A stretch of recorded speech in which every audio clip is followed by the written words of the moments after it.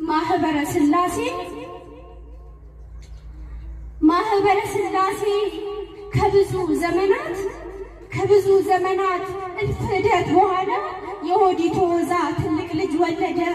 ስጋውና ደሙ የሚፈተትበት ታቦትሽ ነደደ። ከተቀበረበት ከመንበሩ ርቆ ላይመለስ ሄደ። የቤተልሔምሽ ክብሯ ተገፈፈ ላይመጣ ነጎደ። ጸጋ መክፈልት የለም ደጅ ሰላም ፈርሶ ወጥቶ ተሰደደ። ዘንባባው ተቃጥሏል አጸደሽ ወይሞ ሞገስ ርቆታል። ስንዴ የምትለቅመውን አቅማቢት መነኩሴን በሴፍ አርደዋታል። ጨግናዋን መነኩሴ ከክብረ ሳንሰው ንቀው ጥለዋታል።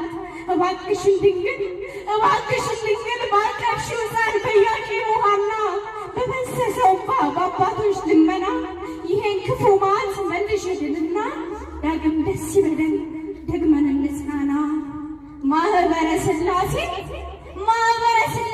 ዘመነ ውዳሴሽ ከወዴት ወደቀ? ምነው ምህላሽ ከደመናው በታች ቀረና ደቀቀ? ምነው ዙቃላ መታገስሽ በዛ ዝምታሽ ረቀቀ? ጸሎተ እግዚኦታሽ እንዴት ባለ ሥራ ከመንገድ ታነቀ? የመጓው ኮከብ መልአኩ ዑራኤል የድኅነትን ጸበል አትነዛልንም ወይ? የደብሩ ዳኛ ከሚነደው እሳት አታድነንም ወይ? ከሦስቱ ሕፃናት የባሰ ነው ዛሬስ በቤት የሚነደው። እንደ ምናምንቴ የሚዘብተውን አንተው ተፋረደው። አታድኝንም ወይ የጀራዋ ንግሥት ሰማዕቷ አርሴማ? አቅማችን ደክሟል መነሳት አልቻልንም ወድቀናል ከማማ። ዘንባባሽ የት አለ ዳደግ ሲበደል የምትቀጪበቱ? ሲገርፍ አላየንም ነበር ሲደፈር ልጆች ሲሞቱ።